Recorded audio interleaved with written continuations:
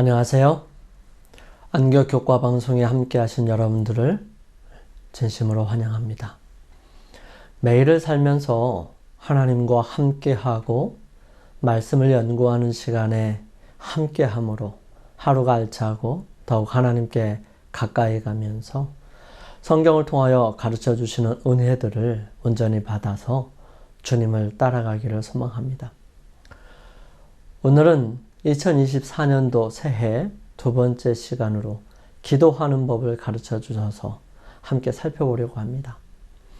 하나님께서 여러분과 제게 은혜를 베풀어 주시고 깨우치는 능력으로 함께 하셔서 우리로 바르고 분명히 깨달아 열심으로 따라가게 해 주시기를 간절히 소원합니다.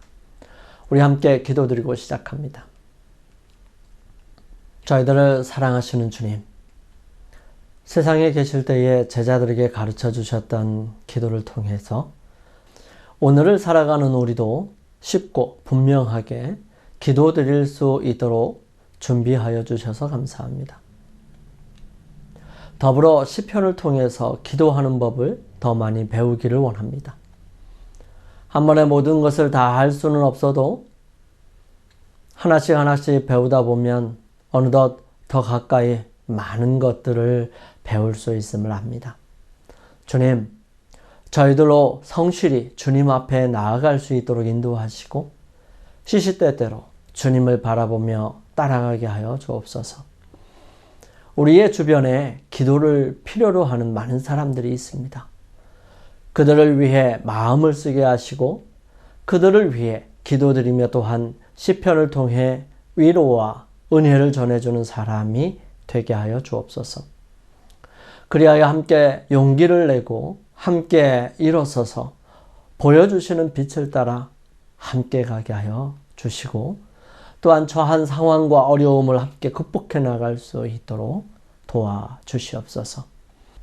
이 시간 내내 주님께서 함께 하셔서 역사하옵시기를 저희를 사랑하시는 예수님의 이름으로 간절히 기도드립니다. 아멘. 이번 주 기억절입니다. 함께 읽어보십시다.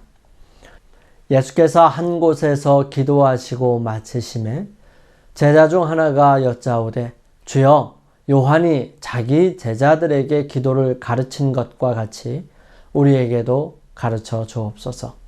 누가복음 11장 1절 말씀. 예수님께서는 일과를 마치시면 기도드리는 시간을 가졌습니다. 때때로 제자들과 함께 겟세마네 동산에서 기도 시간을 가질 때도 있었고 때로는 산으로 홀로 가셔서 밤이 새도록 이슬을 맞으며 기도드리는 때도 있었습니다. 예수님의 이 기도의 시간은 아버지와 하늘의 뜻을 분명하게 알게 되는 기회가 되었으며 또한 능력을 받을 수 있는 시간이었습니다. 예수님께서는 기도 시간에 받은 능력을 그냥 세상의 사람들에게 베푸셨으며 세상으로 하나님께서 어떤 분이신지를 알게 하시는 놀라운 역사를 이루게 하였습니다. 그런 모습을 본 제자들은 침례 요한이 제자들에게 기도를 가르쳐 주었다는 소식을 들으며 자신들에게도 기도를 가르쳐 주시기를 간청합니다. 그렇게 하여 제자들에게 알려주신 기도가 주기도문인 것입니다. 정말 많은 사람들이 이 기도문을 사용하기를 즐겨하고 있고 또 시시때때로 읊어집니다. 교과는 학습되지 않은 자발적인 기도만이 진정한 기도라는 믿음이 일부 기독교인들 사이에 널리 퍼져 있는 것 같다고 말씀합니다. 그러나 제자들이 예수님께 기도하는 법을 가르쳐달라고 했을 때 그들은 놀라운 축복을 받게 되지요. 연습은 새로운 창작을 위한 준비입니다.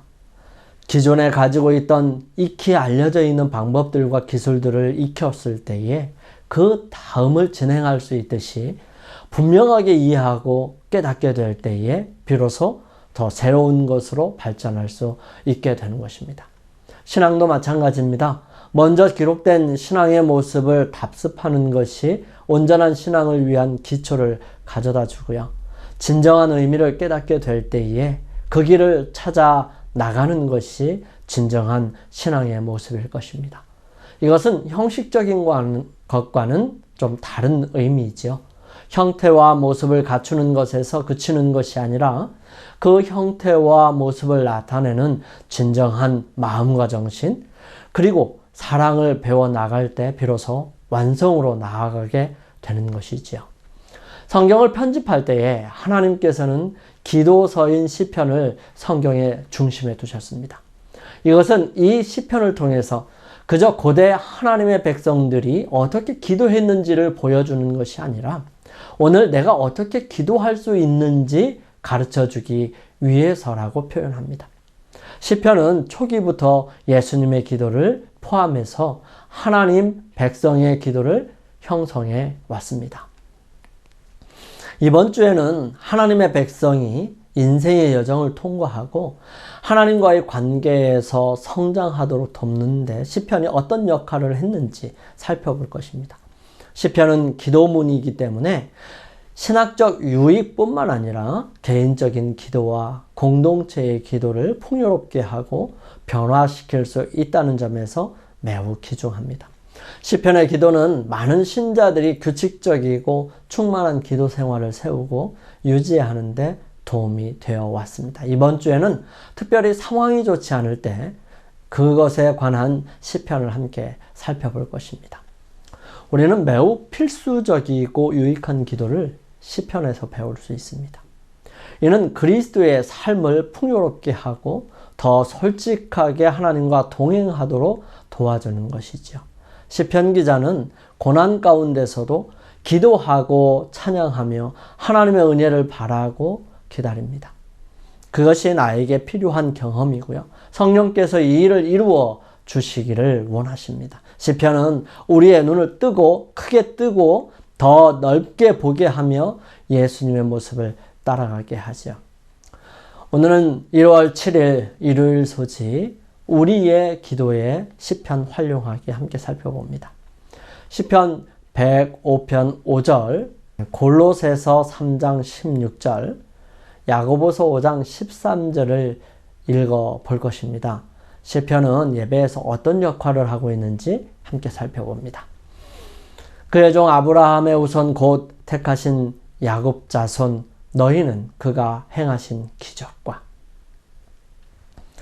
그리스도의 말씀이 너희 속에 풍성히 거하여 모든 지혜로 피차 가르치며 권면하고 시와 찬송과 신령한 노래를 부르며 감사하는 마음으로 하나님을 찬양하고 너희 중에 고난 당하는 자가 있느냐?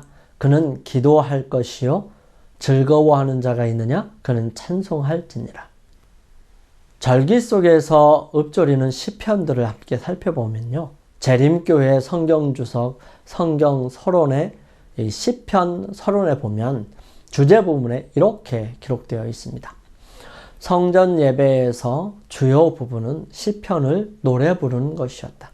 성가대와 서로 번갈아가며 부르던지 성가대와 회중이 서로 응답해가며 부르는 것이었다.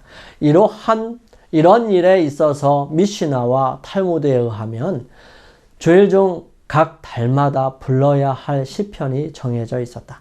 이 시편은 전제물을 부은 후 매일의 제사가 끝났을 때에 불려졌다. 대절기들을 위해서는 특별히 선정된 시편이 있었습니다. 6월절에는 시편 113편에서 118편 그리고 135편을 함께 읽었고요. 77절, 초막절, 수전절에는 시편 30편과 118편, 월삭은 시편 81편, 이날의 제사에는 시편 29편을 함께 부릅니다. 초막절 첫날 밤은 시편 120편에서 134편을 읽었어요. 회당에서는 성전에서의 제사가 매일의 기도로 대체되었으며 성전 예배와 가능한 한 일치하도록 매일의 예배가 행해졌습니다. 성전이 파괴된 후에는 율법서와 선지서들을 낭독함과 아울러서 기도서인 시편을 사용하였습니다. 이렇게 함으로 공중예배에서 하나님과 끊임없이 교통하도록 했습니다. 특별한 경우에는 특정 시편을 사용했어요. 7편은 불임절에, 12편은 초막절의 제8일에, 47편은 신년에, 98편과 104편은 월삭에, 103편과 130편은 대속죄일에 사용했죠. 또한 백성들은 위대한 할렐들을 암송하고 있었는데요. 할렐들 혹은 할렐루야들은 상호간에 감사를 표현할 때 사용됩니다. 시편 104편에서 106편, 111편에서 113편, 그리고 115편에서 117편, 135편, 145편에서 150편 등이 이게 포함되는 것입니다. 시편을 일상에 활용하는 간단한 방법은 매일 시간을 내서 시편 1편부터 시작해서 순서에 따라 한 편씩 읽는 것입니다. 또 다른 방법은 애가, 감사의 시, 찬송, 참회의 시, 하나님의 지혜와 인도를 구하는 지혜의 시, 또 역사시, 분함과 노여움을 담고 있는 시, 순례의 시 중에서 현재 자신의 상황에 맞는 시편을 읽는 것입니다. 이번 기 동안에 우리는 이런 여러 가지 시편들을 살펴보고 각 시편이 기록된 맥락에 대해 공부할 것입니다. 그렇다면 시편은 어떻게 읽어야 할까요? 먼저 시편을 읽고 간단한 묵상을 한 후 기도해 보시기 바랍니다. 시편을 묵상한다는 것은 기자가 하나님께 말하는 방식과 기도의 이유 등 시편의 다양한 측면을 묵상하는 것을 포함합니다. 자신의 상황이 시편 기자의 경험과 어떻게 일치하는지, 그리고 그 시편이 자신의 경험을 표현하는데 어떻게 도움이 될 수 있는지 살펴봅니다. 그러면 어느새 우리는 시편의 내용과 경험에 공감하고 있음을 발견하게 될 것입니다. 시편의 어떤 내용이 지금 나의 삶과 상충된다면 그 시편이 현재 우리의 바라는 무언가를 잘못된 희망을 바르게 권면하고 있는지 깊이 묵상해 볼 수 있습니다. 그리고는 그리스도의 인격과 구원의 사역, 그리고 그 사역이 우리에게 주는 궁극적인 소망에 비추어 시편의 기별을 묵상해 볼 수 있습니다. 성경의 모든 부분을 그리스도와 그 십자가의 빛에서 살펴보는 것은 항상 도움이 되지요. 또한 시편이 말해주는 기도의 새로운 동기를 찾고 그것이 지금 나와 우리 주변에 있는 교회 그리고 세상에 미치는 중요성을 생각해 보는 것입니다. 시편의 말씀이 우리의 아는 누군가의 상황과 일치한다면 그 사람을 위해 중보기도 할 수 있습니다. 시편은 삶의 다양한 측면을 다루고 있고요. 그것이 우리에게 말하는 것을 읽고 마음에 받아들일 때 우리의 삶이 풍요롭게 될 것을 잊지 않는 것입니다. 이것이 우리에게 정말 필요한 것이죠. 영감의 말씀입니다. 시편 기자처럼 영원한 길로 인도해 주시기를 구하라. 하나님께서 사람의 동기와 의사와 목적을 아신다. 그대는 더럽힌 그대로의 심정을 가지고 그에게로 나아가라. 시편 기자와 같이 모든 것을 감찰하시는 자 앞에 그 마음 문을 열어놓고 하나님이여 나를 살피사 내 마음을 아시며 나를 시험하사 내 뜻을 아시옵소서. 내게 무슨 악한 행위가 있나 보시고 나를 영원한 길로 인도하소서 라고 부르짖으라. 정lu기회단 34에서 35페이지에 있는 말씀입니다. 우리 함께 기도드리겠습니다. 사랑의 하나님, 우리에게 성경에 기록된 삶의 경험을 통하여 권면하여 주시니 감사합니다. 부족한 종이지만 말씀을 따라 살면서 매일의 삶 속에 은혜를 경험하기를 원합니다. 주께서 생활의 변화를 요구하실 때 순종하고 따를 수 있는 용기와 힘을 주시옵소서. 예수님의 이름으로 기도드립니다. 아멘. 오늘 하루를 주님 안에서 승리하기 위해 개인적으로 기도드리는 시간을 갖기를 바랍니다.